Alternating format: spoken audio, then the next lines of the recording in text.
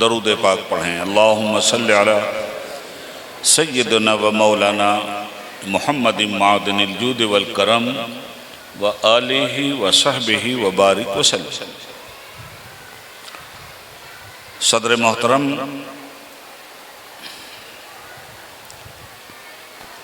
معزز و مکرم حضرت سید تراب صاحب مدد ذلہ العالی، صاحب سجادہ آستان قدیریہ ہلکٹہ شریف،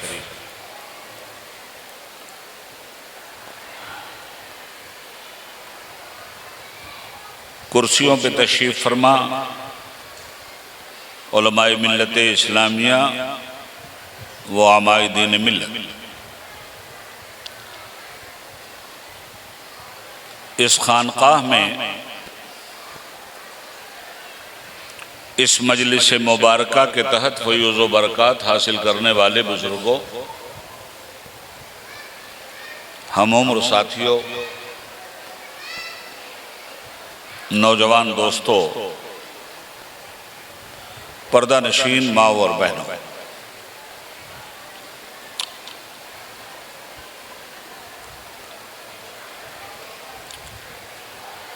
ماضی سے مربوط اور حال سے پیوستہ، مستقبل سے پر امید اس خانقاہ کا اجلاس جاری و ساری۔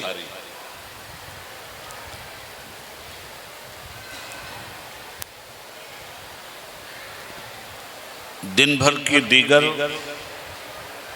ملی ضروریات کے ساتھ جو مقالہ جات کا انتظام حضرت سید تراب صاحب قبلہ کی طرف سے اس خانقاہ میں ہوتا ہے، وہ ان سعادت مند روحوں کے لیے بہت ہی فائدہ مند ہے جو خداوند عالم کی بارگاہ سے توفیق پاتے ہوئے اسے قبول کرتی ہیں۔ رب العالمین سے دعا ہے کہ پروردگار عالم ہم مسلمانوں کو سننے کے ساتھ ساتھ سمجھنے اور سمجھ کر اس پر عمل کرنے کی بھرپور توفیق عطا فرمائے۔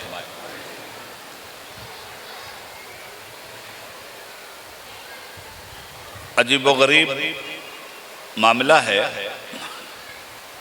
کہ یہ عرس محرم کی 14ویں اور 15ویں تاریخ میں منعقد ہوتا ہے، اور یہ ماہ محرم ہمیں روز ازل سے رشد و ہدایت کا راستہ دکھلا رہا ہے۔ خصوصیت کے ساتھ اس مہینے کی 10ویں تاریخ تاریخ کائنات کی سب سے اہم اور عظیم الشان تاریخ، زمین و زمان، مکین و مکان، فرشتے، عرش، کرسی، لوح و قلم، اسی ماہ محرم میں 10ویں تاریخ کو پروردگار نے پیدا فرمایا۔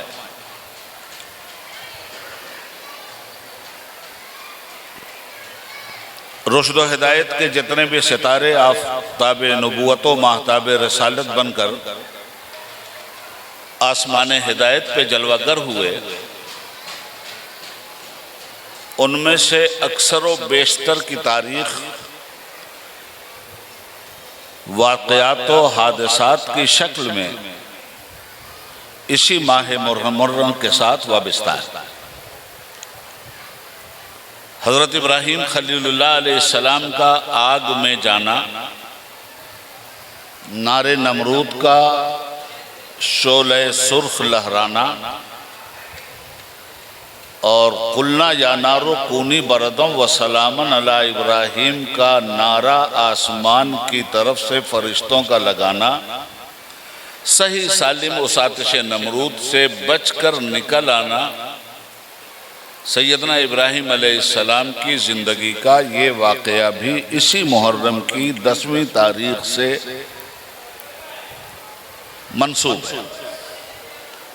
غرض یہ کہ بے پناہ چیزیں اور بے پناہ تاریخ و حادثات یہ ماہ محرم اپنے دامن میں لیے ہوئے۔ ہمارے آقا و مولا صلی اللہ علیہ وآلہ وسلم خاتم الانبیاء اور اسد اللہ الغالب، امام المشارق والمغارب، حلال المشکلات والنوائب، دفاع المعضلات والمصائب، اخی الرسول و زوج البتول، سیدنا و مولانا علی ابن ابی طالب کرم اللہ تعالی وجہہ الکریم، فاتح الاولیاء، ولایت کا دروازہ کھولنے والے، نبی کریم صلی اللہ علیہ وسلم ہیں نبوت کا دروازہ بند کرنے والے۔ جب تک نبوت کا دروازہ بند نہیں ہوا تھا تب تک ایک شریعت کے بعد دوسری شریعت آتی رہی اور انسانوں کو رشد و ہدایت کا راستہ پیغمبران اسلام دکھلاتے رہے۔ اب جب ختم نبوت کا وقت آ گیا تو انبیاء کرام تو آئے تھے گمراہ انسانوں کو ہدایت کی راہ پہ لگانے کے لیے۔ حضور پر نبوت ختم ہو گئی، کتابیں بھی آتی رہیں ایک کے بعد دوسری، دوسری کے بعد تیسری، آخری نبی پر آخری کتاب بھی آ گئی۔ اب نہ قیامت تک کوئی نبی آنے والا ہے، نہ قیامت تک آسمان سے کوئی کتاب ہدایت آنے والی ہے۔ تو باب نبوت تو بند ہوا اور ہدایت نامہ موجود ہے قرآن کی شکل میں۔ اب ہدایت دے گا کون؟ ہدایت کی راہ پہ بلائے گا کون؟ ہدایت کا رستہ گمراہ انسانوں کو دکھائے گا کون؟ کفر و شرک سے انسانیت کو بچائے گا کون؟ بدعتوں کی جگہ سنتوں کے چراغ جلائے گا کون؟ گھمنڈ کی جگہ سنجیدگی کا مزاج عطا کون کرے گا؟ جہل کی تاریکیوں کو مٹا کر علم کی روشنی کون بانٹے گا؟ اب یہ ایک بڑا سوال ہے۔ تو جہاں باب نبوت بند ہوا، رب العالمین نے باب ولایت وہیں سے کھول دی۔ یہ عظمت اولیاء کانفرنس ہے نا، اس بات کو سمجھیے گا اچھی طرح سے۔ اب کوئی نبی نہیں آنے والا ہے، تو اب یہ نبوت کا کام کیسے چلے گا؟ یہ ہدایت کا کام کیسے چلے گا؟ گمراہ بندوں کو راہ راست دکھلانے کا کام کیسے چلے گا؟ تو رب العالمین نے اس امت کو ہدایت سے محروم نہیں رکھا، اور ہدایت کے سلسلے میں پروردگار عالم نے اس امت کو علماء امت بھی عطا فرمایا اور اولیاء امت بھی اس سے بھی نوازا۔ اب اس امت کو ہدایت کا راستہ دکھلانے کے لیے، اس لیے کہ ہدایت کی ضرورت تو ہر دور میں پڑے گی، ضلالت سے ٹکراؤ ہر دور میں ہوگا، کفر و شرک اسلام کے مد مقابل ہر دور میں آئیں گے، تو اب ان سے کشمکش کے لیے کون لوگ پیدا ہوں گے؟ تو اس میں دو طبقے اس امت میں پیدا کیے گئے۔ ایک کا نام ہے علماء راسخین اور دوسرے کا نام ہے اولیاء کاملین۔ اولیاء کاملین دلوں کی طہارت کا فریضہ انجام دیں گے، یا یوں کہہ دوں کہ جسم کی پاکیزگی کے بغیر دل کی پاکیزگی کا دروازہ نہیں کھلتا۔ تو جسم کی پاکیزگی کے لیے شریعت غسل کرو تب وضو کرنا، وضو کر لو تب نماز پڑھنا، ناپاک ہو تو بلا غسل کے پاک نہیں، نماز پڑھنی ہے تو بلا وضو کے نماز نہیں۔ تو شریعت کے پانی سے انسانوں کا جسم دھل کر پاک کیا گیا، اور طریقت کے پانی سے انسانوں کا دل دھل کر کے پاک کیا گیا۔ یہ دونوں طبقہ تزکیہ نفس کا کام کرتا رہا۔ علماء علم پڑھاتے رہے، اولیاء علم پر عمل کرواتے رہے۔ نہ علماء راسخین کا سلسلہ ختم ہونے والا ہے اور نہ اولیاء کاملین کا سلسلہ ختم ہونے والا ہے۔ کوئی ایسا دور نہیں ہوگا جس زمانے میں علماء راسخین نہ ہوں، اور کوئی ایسا زمانہ نہیں ہوگا جس زمانے میں اولیاء کاملین نہ ہوں۔ اب ان کی پہچان کیا ہے، کس طرح علامتوں سے پہچانا جائے؟ اس لیے کہ پریشانی امت میں دو طرفہ آئی، اسے ذہن میں رکھ لیجئے۔ اس دو طرفہ پریشانی کو میں 2 منٹ میں صاف کروں۔ دیکھیے، یہ علماء، یہ اولیاء پہچانے کیسے جائیں گے؟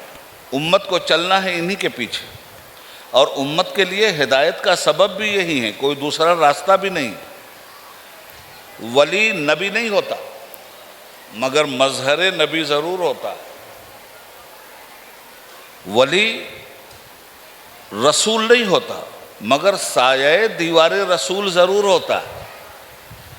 جس طرح اللہ کی وحدانیت کا فیضان ٹوٹ ٹوٹ کر رسول پاک کی رسالت پر برسا، اسی طرح رسول پاک کی رسالت کا فیضان ٹوٹ ٹوٹ کر قیامت تک اولیاء کرام پر برستا رہے گا، اور دنیا اولیاء کرام سے عقیدت و محبت کے تحفے حاصل کرتی رہے گی۔ ایک بات اور ذہن میں رکھیے گا، چونکہ یہ مجلس لچھے دار تقریروں کی نہیں، یہ مجلس افہام و تفہیم کی ہے، سمجھنے اور سمجھانے کی ہے۔ چند باتیں اگر آپ کی سمجھ میں آ جائیں تو اس عرس میں آنے کا حق آپ ادا کر لیں گے۔ ذہن میں اس بات کو آپ رکھیں کہ اولیاء سے محبت کا اظہار سب سے پہلے کس نے کیا؟ تو رب تعالیٰ فرماتا ہے کہ میں اپنے ولیوں سے پیار کرتا ہوں۔ اس کے بعد حضرت جبریل امین علیہ السلام کو طلب کیا، کہا جبریل، میں محمد عربی صلی اللہ علیہ وسلم کی امت کے ولیوں سے پیار کرتا ہوں، جبریل تمہیں بھی حکم دیتا ہوں کہ تم بھی میرے مصطفیٰ کے ولیوں سے پیار کرو۔ اور بات صرف اتنے پہ نہیں رکی، پھر ارشاد فرمایا جبریل تم سلطان الملائکہ ہو، فرشتوں کے شہنشاہ ہو، جاؤ تمام فرشتوں میں اعلان عام کر دو کہ اللہ محمد صلی اللہ علیہ وسلم کے ولیوں سے محبت کرتا ہے، جبریل اولیاء امت رسول اللہ سے محبت کرتے ہیں، اے کائنات کے فرشتوں تم بھی اولیاء اللہ سے محبت کرو۔ اب آپ نے آسمانی دنیا کے نظام کا معاملہ سن لیا کہ اولیاء کے ساتھ آسمانی دنیا کے نظام کا کیا رشتہ ہے۔ اب آئیے زمین پر، پھر رب فرماتا ہے کہ میں اپنے ولیوں کی اس محبت کو عوام المسلمین کے دلوں میں احترام و عقیدت کے ساتھ ڈالتا ہوں۔ تو جس طرح میں محبت کرتا ہوں، میرے فرشتے محبت کرتے ہیں، میرا جبریل محبت کرتا ہے، اسی طرح مومنین کے قلوب میں بھی میں اپنے ولیوں کی محبت اور عقیدت کو پیوست کر دیتا ہوں، اور مومنین بھی میرے ولیوں کی عقیدت و محبت میں سرشار ہو کر رشد و ہدایت کے ان ستاروں سے ہدایت کی روشنی حاصل کرتے ہیں۔ حضرات، اب یہ اولیاء کاملین، ایک بات اور ذہن میں رکھیے، اولیاء کاملین علماء راسخین بھی ہوتے ہیں۔ علم کی دو شکلیں، ایک علم ہے علم وہبی اور ایک علم ہے علم کسبی۔ دین کا ایک علم وہ ہے حضرت جو محنت سے حاصل کیا جاتا ہے، جیسے ہم جیسوں نے، گناہگاروں نے تھوڑی بہت محنت کی ہے، اس کو علم کسبی کہتے ہیں۔ اور ایک علم وہ ہوتا ہے، کچھ اولیاء اللہ ایسے ہیں جنہوں نے کسی درسگاہ میں نہیں پڑھا، کسی خانقاہ میں نہیں پڑھا، مگر جو پڑھے ہوئے لوگ ہیں وہ بھی شاگرد ہونے پہ ان کے فخر کرتے ہیں، اس لیے کہ پڑھے لکھے لوگوں کی نگاہ جہاں جا کر آخری منزل پہ ٹک جاتی ہے، ان بے پڑھے لکھے ولیوں کی نگاہ وہیں سے دروازہ اپنے دیکھنے کا کھولتی ہے۔ اس کو کہتے ہیں علم وہبی۔ علم ان کو اللہ کی طرف سے ملتا ہے۔